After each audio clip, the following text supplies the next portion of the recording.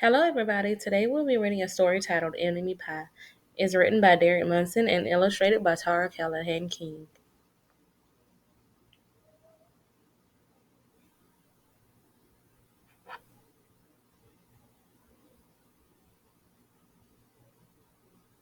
It should have been a perfect summer. My dad helped me build a treehouse in our backyard, and I was on the best baseball team in town. It should have been a perfect summer, but it wasn't. It was all good until Jeremy Ross moved into the neighborhood. I did not like Jeremy Ross. Jeremy Ross was the one and only person on my enemy list. I never even had an enemy list until he moved into the neighborhood. But as soon as he came along, I needed one. I hung it up in my treehouse where Jeremy Ross was not allowed. Dad understood stuff like enemies. He told me that when he was my age, he had enemies too. But he knew of a way to get rid of them. I asked him to tell me how. Tell you how? I'll show you how, he said.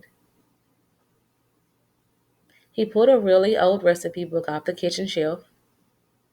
Inside, there was a worn out scrap of paper with faded writing. Enemy pie, he said. You may be wondering what exactly is an enemy pie. I was wondering too.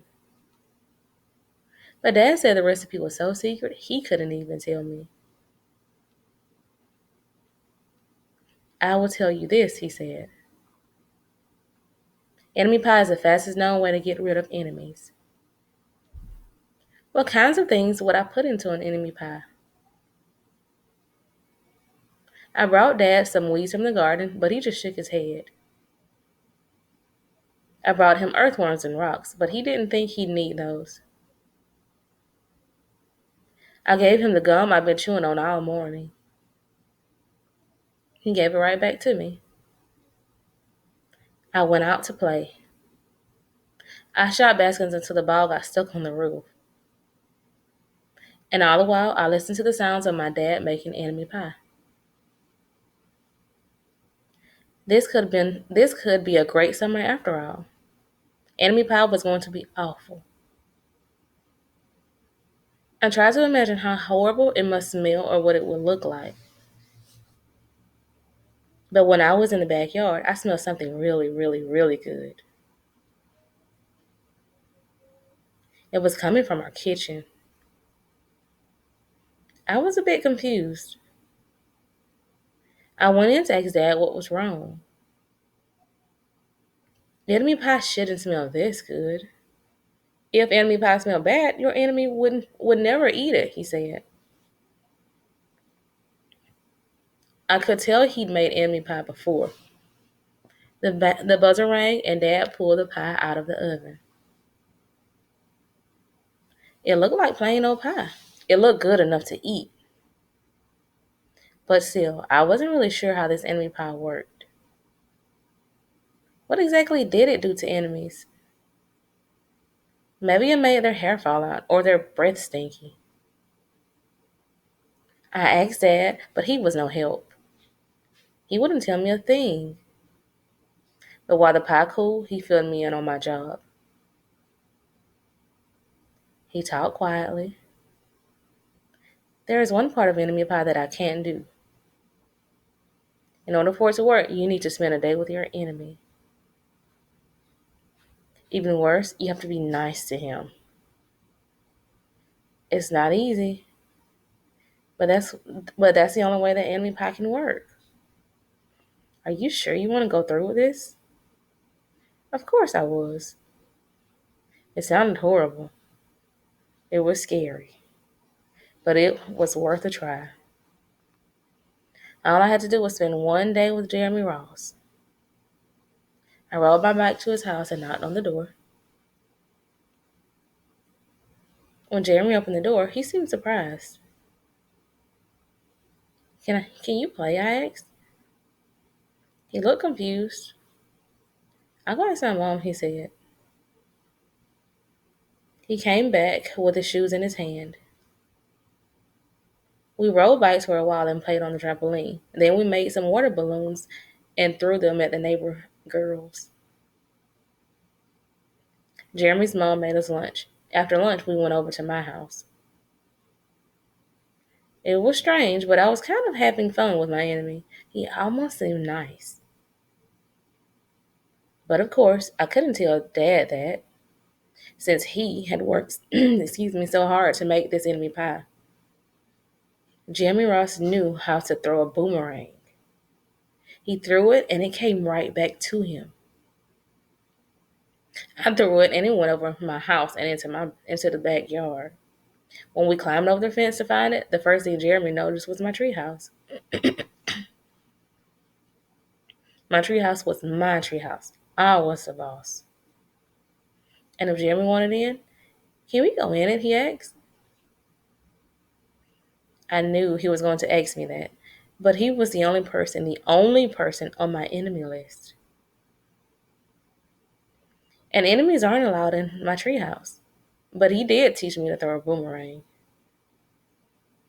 And he did have me over for lunch. And he did let me play on the trampoline. He wasn't being a very good enemy. Okay, I said, but hold on. I climbed up ahead of him and tore the enemy list off the wall. We played games until my dad called us down for dinner. We pretended we didn't hear him, and when he came out to get us, we tried to hide from him. But somehow he found us. Dad made us macaroni and cheese for dinner. I was beginning to think that we should just forget about enemy pie. But sure enough, after dinner, Dad brought out the pie.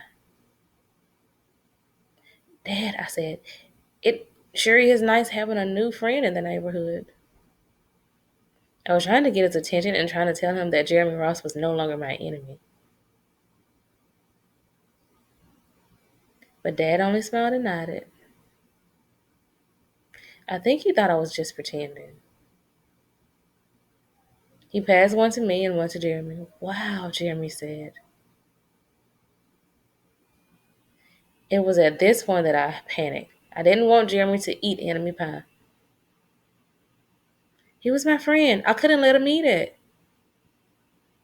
"Jeremy, don't eat it. It's bad pie. I think it's poisonous or something."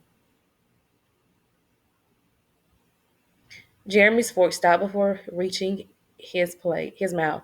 He crumbled his eyebrows and looked at me funny. "If it's so bad," Jeremy asked, "then why has your dad already eaten half of it?" I turned to look at my dad. Sure enough, he was eating enemy pie. "Good stuff," he mumbled through a mouthful. I sat there watching them eat enemy pie for a few seconds. And neither of them was losing any hair. It seemed safe enough, so I took a tiny taste. Enemy pie was delicious. After dessert, Jeremy rode his bike home, but not before inviting me over to play on the trampoline in the morning. He said he'd teach me how to flip. As for enemy pie, I still don't know how to make it. I still wonder if enemies really do hate it, or if their hair falls out, or if their breath turns bad. But I don't know if I'll ever get an answer, because I just lost my best enemy. At the end.